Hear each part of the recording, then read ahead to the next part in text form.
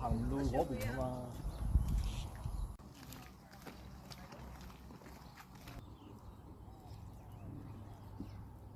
呢條圖有雀仔喎，佢。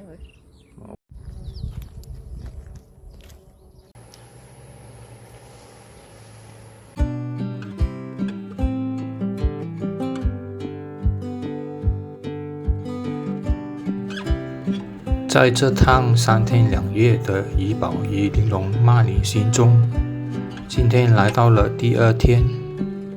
为了让旅途更轻松，不赶路，我们特地选择入住怡保的 S Boutique Hotel， 也顺便把明天的回程变得更从容一些。慢慢走，慢慢看，不只是旅行方式的改变，更是一种生活的节奏。如果你也喜欢这样轻松自在又省时省力的自驾慢旅行，记得订阅我的频道。随着旅行的脚步慢下来，从怡保开车1小时后，我们来到了玲珑的拉班湖，一个被称为迷你亚马逊的地方。在这里没有炫耀，只有水声和风声，让人重新感受大自然最真实的节奏。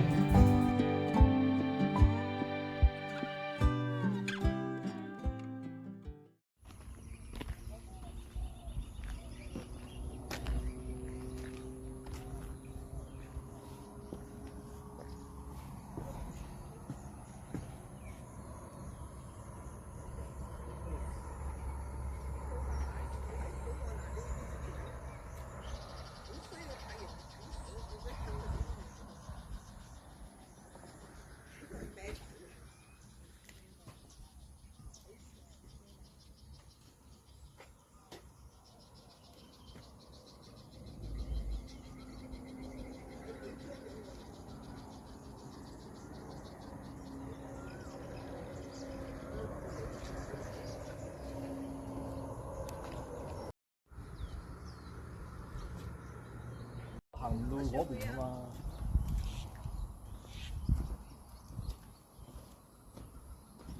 係咪上樓梯上到嚟㗎？多幾輪嘅啫嘛。今日嘅骨力好啲。係咁好瞓醒覺，痛啊腳下，瞓覺仲唔係痛啊？你覺得好緊要扶咗兩隻腳你話你講話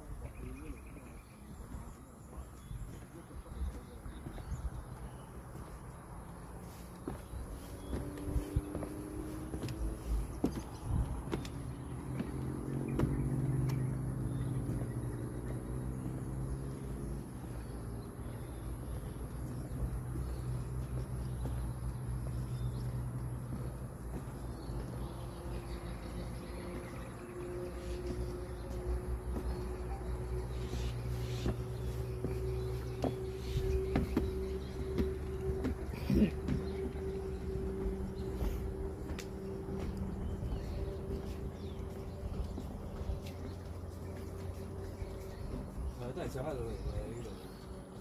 呢度行翻落去，可以。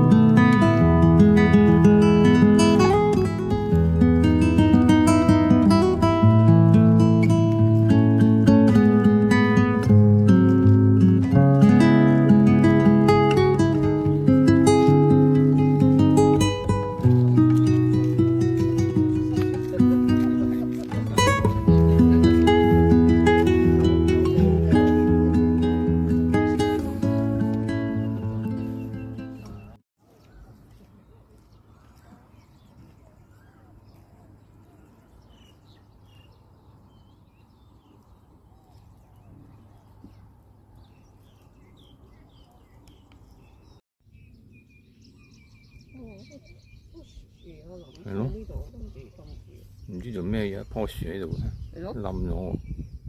嗰真係大風吹嚟，跟住又冇人執喎。嗯。咪有 mushroom 嘅。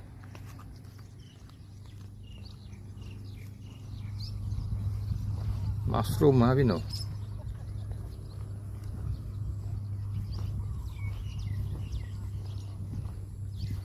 俾字啊！嗯？佢個皮啊，佢個落去。哦，唔係嚟㗎啦。唔係喎，啲唔同有雀仔喎，佢。好靚喎，風景係咪？去呢度啊！陣間我哋去嗰個 island 嗰度，嗰個 lake 嘅 island 喺嗰邊，陣間我哋揸車過去。哦。好似有鴨喎。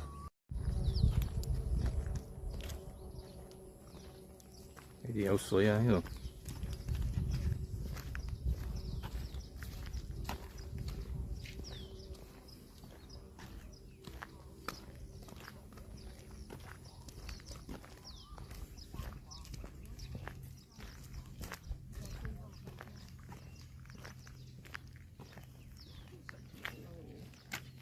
嗯？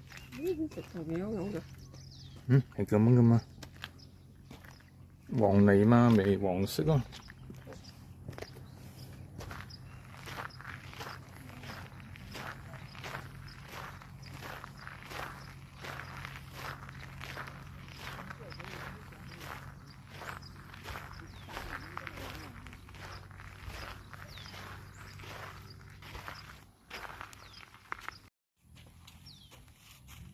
呢度影翻嗰個橋幾清啊喂，成條橋影晒啦。係咯。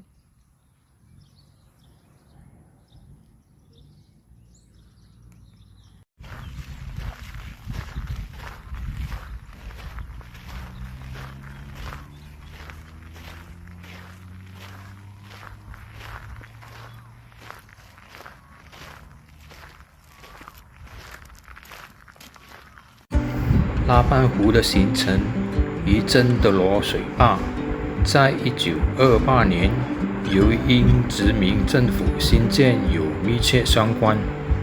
当时为了发电而筑坝，霹雳河水位上升，淹没了周边的低洼地区，逐渐形成了今天的拉班湖。不过，它也不能算完全是人工湖。因为原本这里就有河流与湿地地形，原有自然环境基础上被水坝工程扩展而形成的半自然湖泊，也正因为这种形成方式，湖区才会呈现出弯曲水道、密集树林的迷你亚马逊景观。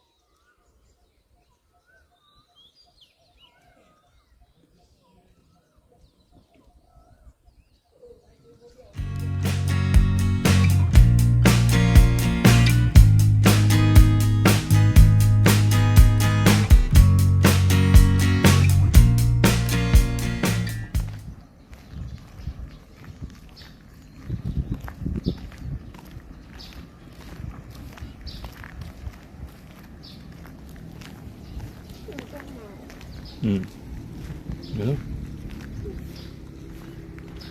跟住好多種雀仔。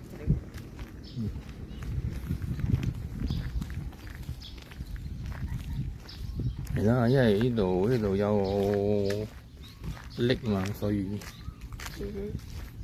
呢個係 Chinese school 嘅呢個，咁4間啊，跟住4間，我哋嚟到呢個大石拉賓，竟然發現到一間小學啊，華為小學，非常之4間嘅。教室我哋可能係2、3間嘅啫，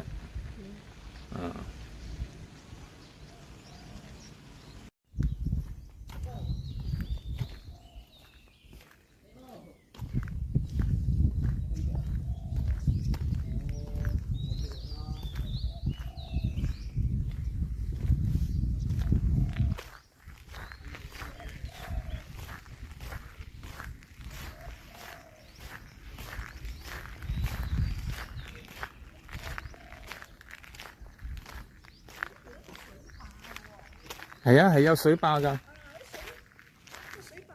就係呢個人係做咗呢個水壩先至有一個湖嘅，都唔係細㗎，你個水壩咁樣流水，一個地方沉水流落嚟，然後你種嗰個荷花啊，原來係有船入去嗰啲荷花堆喎，俾你影相喎。有魚㗎咧，有魚㗎，成個塘，影到好清楚俾你睇啊！有魚啊！呢度，有個樹撈嗰啲喎，水壩嘅有咗水壩先係，